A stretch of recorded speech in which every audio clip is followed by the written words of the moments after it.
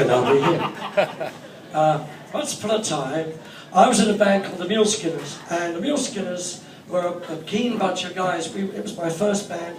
We were a blues cover band, and we were earnest, and we loved the Stones, we loved Muddy Waters, Chuck Berry, and, Jimmy Reed and Howlin' Wolf and all the great guys, Little Walter.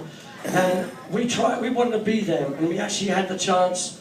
We backed Howlin' Wolf and Hubert Sumner on 3 or 4 shows. We backed Sonny Boy Williamson on 2 shows, and the great Little Walter also on 1 show. We were extremely lucky young fellas. I was 19 when I backed Wolf and all these Little Walter, and I really didn't know what I was doing, but I knew I wanted to do that.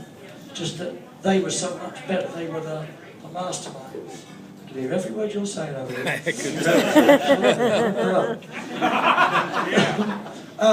Anyway, after that, but my guitarist got injured in a car accident, and I had to hire guitarists and take care of business and all that, and it just became too much. Somebody called me, a manager of another group, and offered me £5 a week to join Boz and the Boz People. With a name like that, I should have said, give me 20. But I wasn't that wise. However, after playing for a while with them, I realised they weren't that keen on playing. They weren't as excited about it. Up. Could you put the phone down while I'm talking? Anyway, I'll just be louder. Yeah. I was with them, but we were on our way to Scotland. Can you just hold on a minute? Because I got a microphone, I could hear you louder than me from over here. These people are paid to hear this story. So, anyway, we were on our way to Scotland on Friday. We were on our way to Scotland on a Friday morning, and the van broke down, and the guys just laughed. And I went, oh, no, come on, we're going to play. Saturday, we got the van fixed, we set off again, it broke down again, and that's when I quit. I said, no, I'd rather not work with you guys anymore. I got my suitcase and thunder left home. Sunday, I went to see my girlfriend, and she commiserated with me, and I didn't know what I was going to do. I didn't have a job to go to. And Monday morning, oh no, that's right, on the train back, this guy I knew came up to me on the train and said, so how's the band going, Mac? Because that's my name, Mac. I said, well, I just quit. And he said, oh, you should join the Small Faces. Yeah, right. Thanks, Phil. Slap. There was no chance of me joining the Small Faces. They had a keyboard player. And, well, the next morning, I got a call from Don Arden, who was a well-known thief. I mean, manager.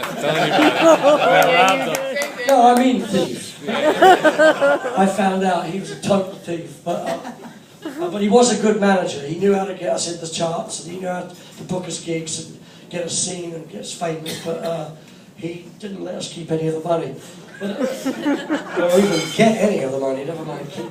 But so I went up to his office, and I didn't know what it was for. But when I went into the receptionist area, there were 4 photographs on the wall.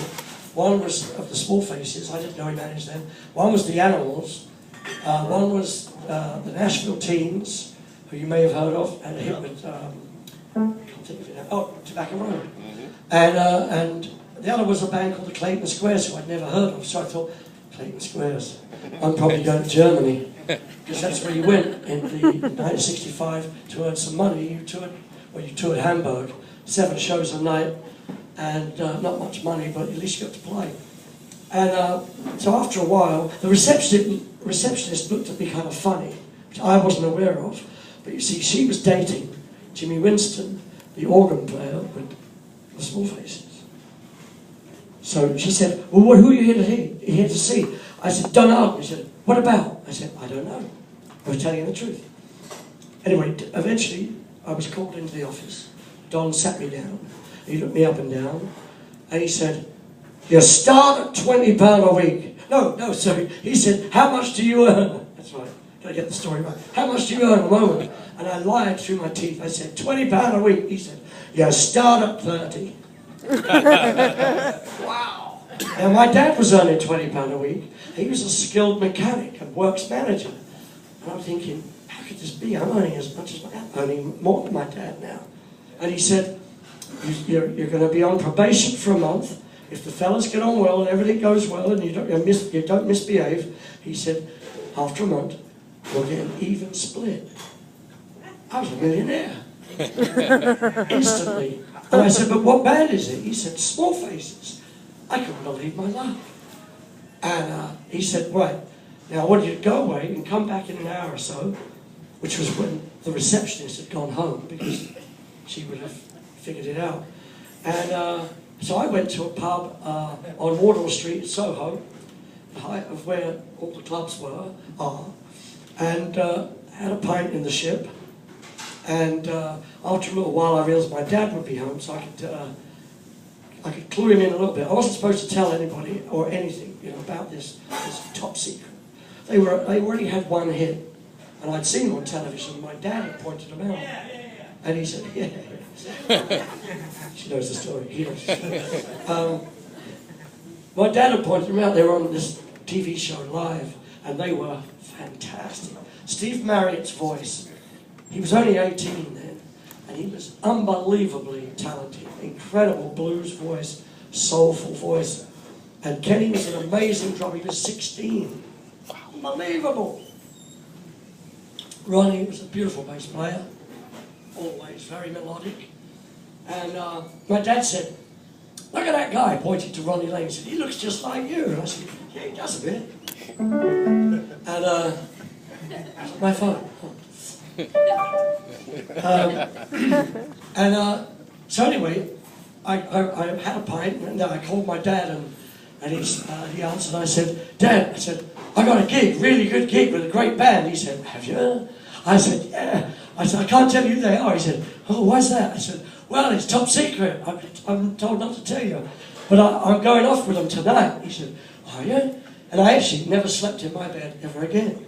I only went back to the house once, maybe twice, much later. But so I had another pint, and I walked back to Carnaby Street where Don Arden's office was, and I went up to the reception, and then he called me in, and then the door opened, and Steve Marriott, Ronnie Lane and Kenny Jones came through the door, and they all laughed, and Steve ran at me and picked me up. And then the other two grabbed hold of me, and I was in midair. I was already flying. I couldn't believe my luck. I'd found my brothers. This was November the 1st, 1965. And these are still my brothers today. Well, we played a gig the next day. We rehearsed for a little while. They loved the Hammond sound that I had. Oh, and the reason I got the gig, I should point out, was that there was a review of a Boz gig, Boz and the Boz People gig, in this, it's called Beat Instrumental. It was full of reviews of shows, and it raved about my playing, and had a photograph with my name underneath it, but the photograph was of Boz, who was a very good-looking boy. So I figured they thought, he plays the Hammond, he's good, and look how handsome he is. And then when Steve saw me, he thought, oh well, he's short anyway. Because we were all between 5'5" and 5'6". And anyway, after about a month and a half, we were all living together at this point. And as I say, these were my brothers. We had the best time. And we played all the time. And on a day off that we very rarely got, we played. And after gigs, we played. And before gigs, we listened to music in the car. It was a fantastic time for me. After about a month and a half, I took Ronnie aside because he was kind of more my mate than the other two. And I said, so, what's going on? Am I not in the band? He said, what are you talking about? I said, well, Don said I'd be on probation for a month. Probation? Shut up. Come on. And we got in a cab and went up to Don's office. Ronnie popped his head round the door and he said, here, Don, Mac's in the band, all right? Don said, okay, fine. My money went down to £20 a week. Because that's what they were earning. And that's all we ever earned from Don Arden. No record royalties, no money from gigs, no publishing or songwriting. Steve and Ronnie never made any money from those records. Ronnie died, Steve died 9 years before we ever got the first check in 1997. And Ronnie died 2 or 3 weeks before that first check arrived. So years later, I had a chance to make peace with Don Arden, because I'd made peace with our other managers. I figured, why hold a grudge? The money's gone, you know. I don't need that money. I've got new money. I'm earning money tonight. You know what I mean? Yes, sir. It's no point dwelling on the past. And I made peace with Don Arden. I made peace with Andrew Oldham. I was going to make peace with Don Arden, but he died. So fuck him.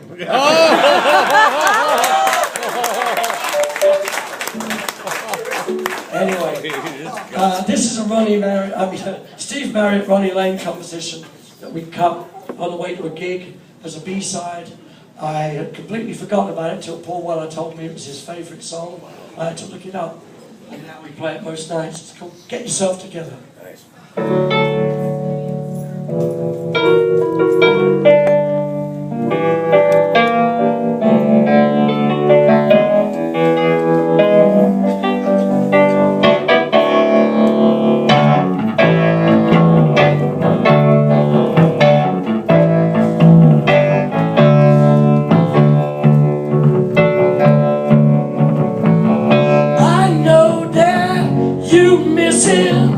I can tell by the way you're kissing. Get yourself together. Get yourself together. You'll be alright. You say that you love him, but now he's gone, so just forget him, girl. Get yourself together. Get yourself together. You'll be alright. I'm just like you, so take my lead. You see me as a friend, I'm a friend in need.